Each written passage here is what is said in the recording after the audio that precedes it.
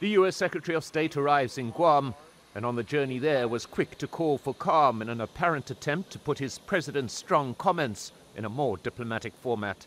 I think what the president was doing is sending a strong message to North Korea in language that Kim Jong-un would understand, because he doesn't seem to understand diplomatic language. And I think the president just wanted to be clear to the North Korean regime that the U.S., unquestionable ability to defend itself, will defend itself and its allies. And I think it was important that he deliver that message to avoid any miscalculation on their part. North Korea best not make any more threats to the United States. President Trump, though, not backing off his statement Monday, and in early morning tweets dashed hopes of a cooling of tensions. My first order as president, he says, was to renovate and modernize our nuclear arsenal. It is now far stronger and more powerful than ever before. He continued, hopefully we will never have to use this power, but there will never be a time that we are not the most powerful nation in the world.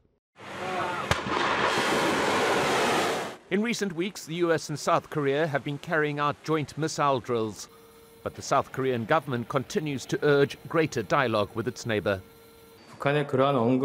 Our government will continue to put consistent efforts into peace and stability on the Korean peninsula and reconciliation and cooperation between the two Koreas.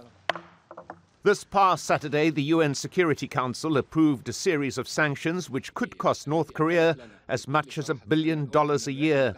Significantly, the resolution drafted by the US received rare backing from China, as well as more traditional allies. The United Kingdom stands shoulder to shoulder with the United States in tackling this threat and many others.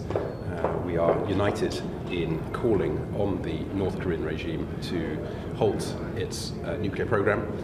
The whole of the Security Council has come together behind that, and I think that we should see the President's public comments as one of the many strands of US activity.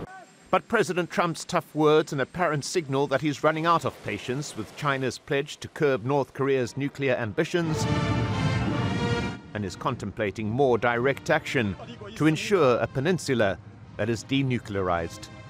Mike Hanna, Al Jazeera, Washington.